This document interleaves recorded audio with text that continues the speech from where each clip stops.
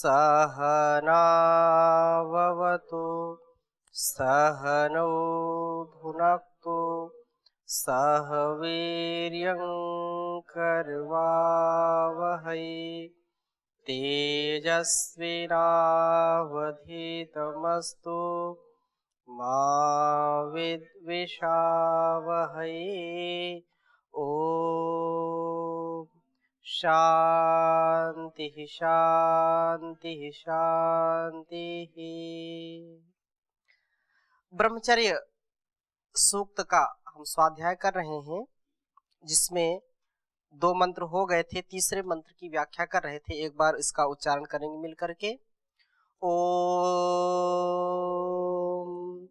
आचार्य उपनयमानो ब्रह्मचारिणं कृणुते गर्भमन्तः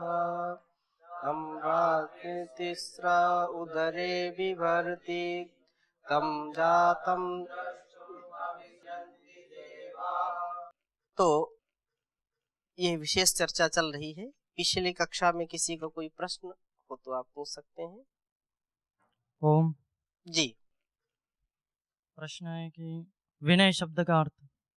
विनय शब्द पिछली कक्षा में एक बात आई थी जिसका उदाहरण दिया था कि सुखस्य मूलम धर्मः, धर्मस्य मूलम अर्थः, अर्थस्य मूलम राज्यम, राज्यस्य मूलम इंद्रियजया, इंद्रियजयस्य मूलम विनय, विनयस्य मूलम। तो विनय क्या है, यहाँ पर इसका विशेष लाभ है और विशेष इसका अर्थ है। जिसके जीवन में विनय नहीं है उसको लाभ नहीं मिलता है, हानि मिलती है। विनय एक तो यह प्रसिद्ध है कि विनय विद्या ददाति विनयम। अब देखो, ये जो बात आचार्य करते हैं, जो बात हमारे ऋषि मुनि करते हैं, उनका कभी विरोध नहीं होता है। इसी श्लोक को या जो चाणक्य के सूत्र जिनका आप जो है प्रश्न पूछ रहे हैं कि विद्या ददाति विनयम, एक श्लोक है विद्या ददाति विनयम विनयाद यादि पात्रताम पात्रत्वात् धनमाप्नोति धनात् धर्मः तथा सुखम। धनात् धर्मः, धन से क्या होगा, धर्म, और धर्म से क्या होगा, धर्म से सुख मिलेगा। धनात् धर्मः ततः सुखम, धन से धर्म होगा, धर्म से सुख होगा। और यही बात वहां कही कि सुखस्य मूलम धर्मः, धर्मः धर्मस्य मूलम अर्थः। बात स्पष्ट हो गई। अब आपने प्रश्न किया है कि वास्तव में विनय क्या है, विनय शब्द यहाँ पर आया है। तो विनय का मतलब होता है विनयन, उसका संयमन। जो हमारे अंदर काम की भावना, क्रोध की भावना, जो लोभ है, जो मोह है, ये जो विषय हमारे अंदर फन उठा करके खड़े हो जाते हैं, इनको दबा देना, इनको कुचल देना, इनको नीचे कर देना, इनको झुका देना, ये यहाँ पर विनय का भाव है। उनको नियंत्रित करना, उनको कंट्रोल में करना, ये यहाँ पर विनय का भाव है। और विनय जब आएगी, भाई आपके अंदर कोई क्रोध की भावना आ गई, क्रोध आ गया, किसी कार्य में आपको लगा कि मुझको क्रोध करना चाहिए, या अपने आप को आपने नियंत्रित नहीं किया, क्रोध आया, तो आप अपने मुंह को बंद नहीं कर सकते, बंद कर सकते हैं। अच्छा, जो लोग क्रोध में मुंह को बंद कर देते वो और खतरनाक होते हैं। ऐसा होता है ना कि भाई एक क्रोध ऐसा होता है कि क्रोध आया और उसने बोल दिया तो उसका क्रोध थोड़ी देर बाद शांत हो गया। ऐसे लोग और खतरनाक होते हैं जो बोलते नहीं लेकिन अंदर अंदर कुढ़ते रहते, अंदर अंदर क्रोधित होते रहते हैं। वे पता नहीं कब पीठ पीछे वार कर दें। तो क्रोध की स्थिति में आप यदि नियंत्रित नहीं हैं, यदि आप विनयशील नहीं हैं, विनय नहीं करना जानते हैं, विनय का आपका स्वभाव नहीं है, तो क्रोध आएगा तो आपकी जुबान चलेगी, कठोरता युक्त आप व्यवहार करेंगे, क्या क्या बोल दें ये हमको भी नहीं पता, आपको भी नहीं पता कि वास्तव में मैंने क्या कहना या क्या नहीं कहना। आपके हाथ भी चल सकते हैं, मतलब आपका तात्पर्य यहाँ तो एक मर्यादा बना रखी है कि हाथ पैर नहीं चला सकते, मुंह भी नहीं चला सकते हैं, गुरुकुल में आप है उसकी एक मर्यादा है और बहुत दिव्यता से आप जीते हैं। लेकिन लोक की हम बात करते हैं, जैसा आपने प्रश्न किया वो सबके लिए उपयोगी है कि विनय का अर्थ क्या है। तो विनय का अर्थ बहुत बड़ा है। विनय यदि हमारे जीवन में है तो हम कभी भी ऐसा व्यवहार नहीं करते जो हमारे लिए और इस समाज के लिए अकल्याणकारी है। यदि विनय है तो हमारा जीवन विनयशीलता से इतना श्रेष्ठ हो जाता है कि हम अच्छे हो जाते हैं। तो विनयन, अपने आवेगों का विनयन करना, उनको नियंत्रित करना, उनको संयमित करना, वो ऊपर ना उठें। जैसे मैंने क्रोध का उदाहरण दिया, जब क्रोध आएगा तो आप अपनी वाणी को रोक नहीं सकते, आप अपने हाथ को रोक नहीं सकते, आप अपने पैर को रोक नहीं सकते। जो व्यक्ति क्रोधित होता है, क्रोध का आवेग आ गया तो विनयशीलता उसकी भंग हो गई। वो फिर इतना हड़बड़ाता है, इतना बड़बड़ाता है कि उसको खुद नहीं पता, वो चीज कुछ उठाना चाहता उठता कुछ है, जाना कहीं चाहता है जाएगा कहीं, उसको बाहर जाना तो घर के अंदर जाएगा। कभी आप देखिए जो अत्यधिक क्रोध में हो उसका विवेक खो जाता है, विवेक खो जाएगा उसका। उठाना है उसको झोला तो उठाएगा डंडा। अनेक प्रकार से आप इसको देखिए कि उसका चित्त जो है उसके नियंत्रण में नहीं होता है। तो अपने भावों को, अर्थात जो हमारे लिए अकल्याणकारी हैं, उन भावों का विनयन करना, उनका संयमन करना, उनको नियंत्रित रखना, उनको जो है जैसे काले सर्प जो फन वाला होता है, फन यदि उठाएगा तो विष निकालेगा ही निकालेगा, यदि उसका फन नीचे रहेगा तो विष नहीं निकलेगा।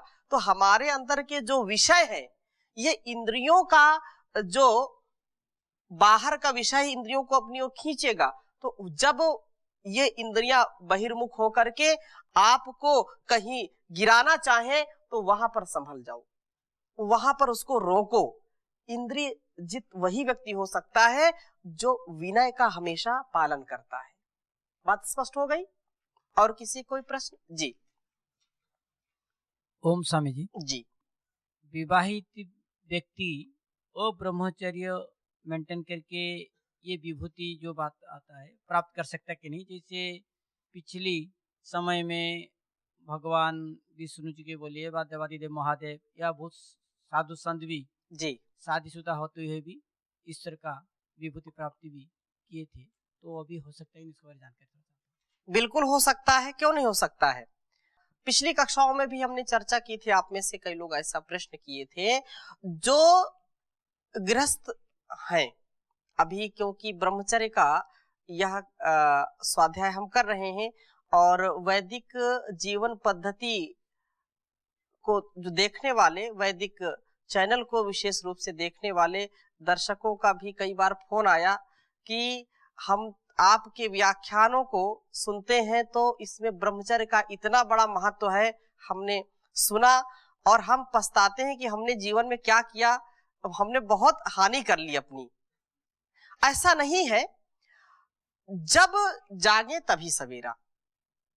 हाँ, ये है कि जो काल समय बीत गया वो दोबारा नहीं आएगा, परंतु हम उत्साह में कभी अपने को कम न रखें, हमेशा उत्साहित रहें। जो गृहस्थ हैं, जो दंपति अपने जीवन को पवित्रता से जीते हैं, संयम से जीते हैं, उनका जीवन भी बहुत श्रेष्ठ है। उनका जीवन भी ब्रह्मचारी के जो है समकक्ष कह सकते, समतुल्य कह सकते हैं। उनको ब्रह्मचारी का जीवन एक विशेष है, लेकिन वो अपने जीवन में इतनी जिम्मेदारियों को निभाते हुए, इतने सारे कार्यों को करते हुए, यदि अपने जीवन को संयमित रखते हैं, एक पतिव्रता एक पत्नीव्रता है, मतलब पति पत्नीव्रता हो एक और पत्नी पतिव्रता हो, और उसका संयम कभी टूटे ना, तो वह निस्संदेह ऐसा उसको विभूति की प्राप्ति होगी। वो स्वयं विभूति है अपने आप में, क्योंकि ऐसा करना बड़ा कठिन है। लेकिन कठिन भी जो लोग करते हैं उनके लिए सरल है। जैसा मैंने बताया कि ऐसे दंपति, ऐसे परिवारों को, ऐसे माता पिता या ऐसे पति पत्नियों को मैं जानता हूं कुछ को, कि जिन्होंने अपने जीवन को इतना अच्छा संभाला है कि उनकी प्रातः जागरण से लेकर के रात्रि शयन पर्यंत इतनी अच्छी दिनचर्या है और इतना दिव्यता से जीवन जीते हैं, तो उनका जीवन भी गृहस्थ में होते हुए भी एक ब्रह्मचारी सन्यासी के जैसा ही है। एक तो सन्यास या ब्रह्मचर्य ऊपर से दिखाई पड़ता है, लेकिन एक जो अंदर से जिसने सब कुछ छोड़ दिया है और अपने मन को उस राह में चलाने का संकल्प ले लिया है, तो वो तो ठीक है, अच्छी बात है। वो संयमचारी हैं, संयम का आचरण करने वाले हैं। और जो संयम का आचरण करता है वो निसंदेह सारी विभूतियों को प्राप्त कर सकता है, क्योंकि हमने कहा ना, संयम ही जीवन है, असंयम मृत्यु। तो संयम से सब कुछ है। तो पुनः एक बार इसका हम स्वाध्याय करने के लिए उद्यत हो रहे हैं। तो शारीरिक जो जन्म है, माता पिता से जन्म मिलता है, वह तो एक पशु पक्षी भी बच्चों को जन्म देता है। जनन प्रक्रिया है, जन्म देने की जो प्रक्रिया है, एक पशु भी देता है, एक पक्षी भी देता है, एक मनुष्य भी देता है। तो इनमें कोई अंतर तो नहीं है। अंतर कहाँ है? अंतर है, कहा कि जो मानसिक और आत्मिक तौर पर, इसीलिए बोलते हैं आत्मज और आत्मजा, बोलते हैं कि नहीं? वो आत्मा से जो जन्मे, अर्थात जो मानसिक घुट्टी से युक्त है, ज्ञान से युक्त है, ज्ञान युक्त जिनका व्यवहार है, ऐसे वास्तव में मनुष्य बने। अतएव जो है आपस्तंभ ऋषि ने लिखा कि साही विद्यातस्तम जनयति तत्श्रेष्ठम जन्म शरीरमेव माता पितरौ जनयतः। अर्थात आचार्य उस ब्रह्मचारी को विद्या से जन्म देता है, वह ही श्रेष्ठ जन्म है। माता पिता तो उसके शरीर को ही पैदा करते हैं। माता पिता ने जिसे शारीरिक जन्म दिया, उसे मानसिक व आत्मिक जन्म देना, मनुष्य बनाना आचार्य का काम है। यह विशेष बात है। जैसे कहा कि द्विज, द्विज तो यही है कि जिसका द्वितीय जन्म, एक जन्म तो माता पिता के संयोग से हो गया, लेकिन दूसरा जन्म क्या है? गुरु के गर्भ में आकर के जब उसका ज्ञान युक्त और आत्म ज्ञान से युक्त जब ब्रह्मचारी तैयार होता है, तो उसका दूसरा जन्म होता है। एक विशेष सूक्ति है कि जन्मना जायते शूद्रः संस्काराद् द्विज उच्यते। जन्म से तो सभी शूद्र होते हैं। शूद्र का मतलब जिनमें ज्ञान की जो है संभावना नहीं रहती है, परंतु उनका परिष्कार, उनके अंदर संस्कार डालना और डाल करके फिर वे द्विज हो जाते, अर्थात उनका दूसरा जन्म हो जाता है। तो मनुस्मृति में यहाँ तक जो है लिखा मिलता है, कामान माता पितम चैनम यदुत्पादयतो मिथः संभूति तस्य ताम विद्यात् या यो नाभिवजायते आचार्यस्तस्य यम जाति विधिवत वेद पारगः उत्पादयति सवित्र्या सा सत्या सा जरामरा। वह अजर और अमरा, अजरा अमरा, सचमुच देव वेद पारग आचार्य सावित्री द्वारा जिस जन्म को देता है वही सत्य होता है, वही अजर अमर जन्म होता है। वह अजर जो जरा को नहीं प्राप्त होता है, बुढ़ापे को नहीं प्राप्त होता है, और अमर जो कभी मरता नहीं है, वह ऐसा उसका अजर अमर जन्म होता है।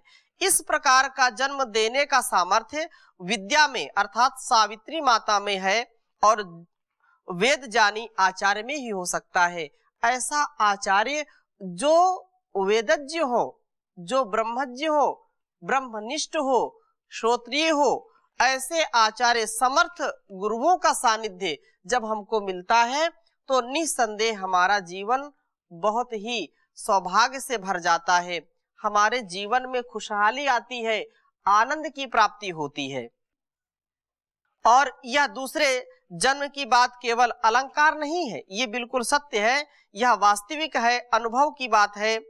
आचार्याधीन गुरुकुल में रहने वाला वृत्ति वस्तुतः इतना बदल जाता है कि वह बिल्कुल नई वस्तु बन जाता है।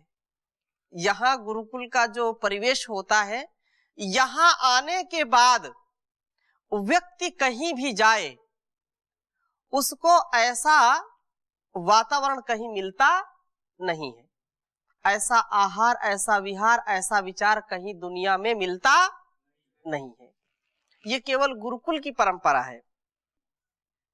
दूसरी योनि वह जन्म में पहुंच जाता है जब ब्रह्मचारी का उपनयन संस्कार होता है, उसी समय से आचार्य उसे नया जन्म देना आरंभ कर देता है, अर्थात उसका निर्माण आरंभ हो जाता है, शुरू हो जाता है। गर्भ रूप में उसे अपने अंदर रख लेता है। आजकल ऐसा उपनयन यज्ञोपवीत संस्कार कहाँ होता है, ऐसे तेजोमय जान राशि आचार्य कहाँ, ऐसे पूर्णतया आत्मसमर्पण करने वाले विद्यार्थी भी कहाँ हैं। ये अपने जो है दिल की बात आचार्य कह रहे हैं, अपनी पीड़ा सुना रहे हैं, लेकिन ये हमारा सौभाग्य है कि ऐसे आचार्य, ऐसे महापुरुषों, ऐसे समर्थ गुरुओं का सानिध्य हमको मिला है, जिससे हम इस विद्या को, इस ज्ञान परंपरा को आत्मसात करने के लिए कटिबद्ध हैं, संकल्पबद्ध हैं। परम पूज्य स्वामी जी महाराज, परम पूज्य आचार्य श्री, परम पूज्य गुरु जी, जो हमको निरंतर इस मार्ग में चलने का सामर्थ्य प्रदान कर रहे हैं, मार्गदर्शन कर रहे हैं, तो हमारे लिए सौभाग्य की बात है कि नहीं। लेकिन ये बड़े सौभाग्य से मिलता है, जन्म जन्मांतरों के शुभ कर्मों से ऐसा मिलता है कि एक ब्रह्मनिष्ठ श्रोत्रिय समर्थ गुरुओं का सानिध्य, सबका सौभाग्य ऐसा नहीं होता है। पर इसमें संदेह नहीं कि जहां यह हो जाता है वहां आचार्य गर्भ से जो स्नातक निकलते हैं वे सत्य और अजर अमर बनकर के निकलते हैं, ऐसे सच्चे लोक के वासी बनकर निकलते हैं जहां जरा और मृत्यु का भी भय नहीं रहता। आचार्य अपना यज्ञोपवीत देता हुआ ब्रह्मचारी को इतना अपने नजदीक लाता है, उप समीप नयन लाना। एक तो ये भी अर्थ है कि उसको उप माने निकट, उप कुंभम जैसे कुंभ के निकट, उप गंगम गंगा के निकट, उप माने होता समीप, और नयन नीय प्रापणे जो प्राप्त कराता है अथवा अपने निकट लेता है, तो वह उपनयन करता है, अपने समीप उसको लेता है, अपने गर्भ में उसको समाहित करता है, अपने अस्तित्व में उसको स्थान देता है। यह एक महान आचार्य का लक्षण होता है कि उसे अपने अंदर रख लेता है। तब आचार्य और ब्रह्मचारी में अभेद हो जाता है। उस समय आचार्य और ब्रह्मचारी के बीच कोई किसी किस्म का पर्दा कैसे रह सकता है। ब्रह्मचारी आचार्य का हो जाता है, वह अपनी सब क्रियाएं आचार्य के अंदर करता है, आचार्य का अंग बन करके करता है। आचार्य के श्वास लेने में वह अपना श्वास लेता है, ऐसा कहा जाए तो भी अत्युक्ति नहीं। सचमुच गुरुकुल का वास आचार्य के अंदर गर्भवास है। आचार्य श्वास लेने का तात्पर्य क्या है कि आचार्य का जैसा जैसा हमको संकेत मिलता है, आचार्य का जैसे इंगतेन चेष्टितेन निमिषितेन, आचार्य यदि थोड़ी सी बात को इशारों से करता है तो भी हमको पता चलता है, आंख की पलक यदि झपकता है तो भी उसमें इशारा होता है। ऋषियों की ये परंपरा है। पाणिनि ऋषि जो हमको एक छोटी सी, जैसे अभी आप आगे पढ़ेंगे तो ऐसा आचार्य ने क्यों किया, पाणिनि ने यहाँ पर इस सूत्र को ऐसा क्यों नहीं बनाया, ये त्रिमुनि व्याकरण है ना।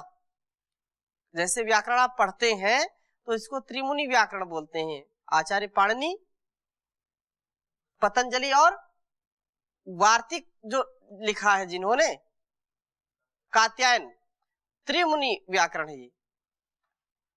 पाणिनि और महर्षि पतंजलि और कात्यायन।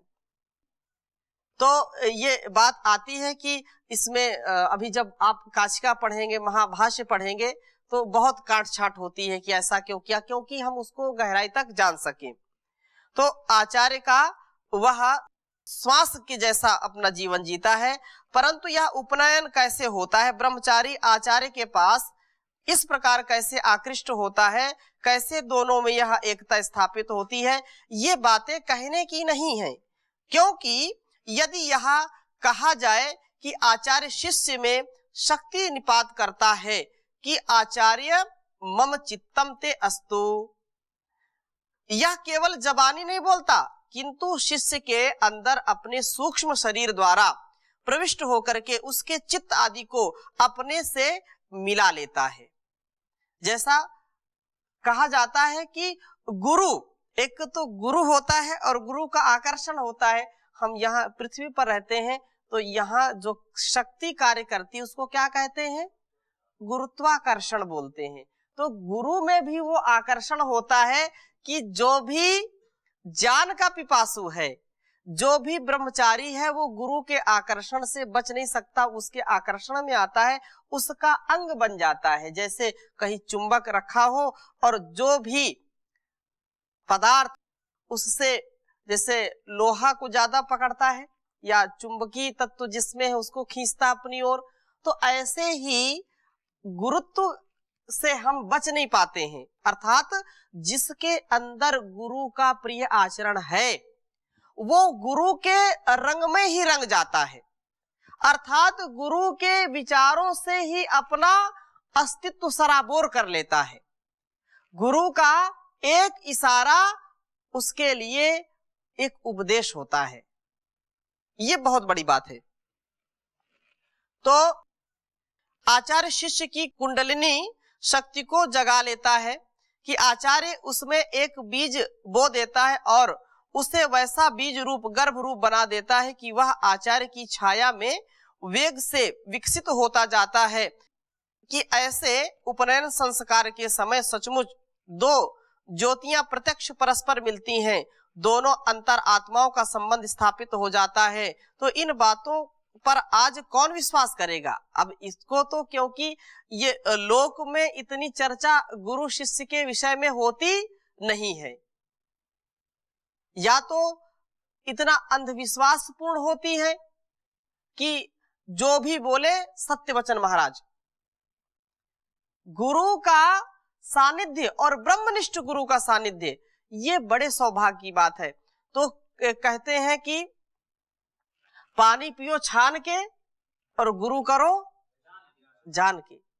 समर्थ गुरु, एक गुरु को बहुत तथाकथित गुरुओं का जो गुरु सत्ता को भी बदनाम करने का आज लोग कार्य करते हैं, तो ऐसे गुरुओं से बचना चाहिए। बोले बहुत गुरु हैं ऐसे, जो महागुरु हैं, गुरु घंटाल है, उनसे बचना चाहिए।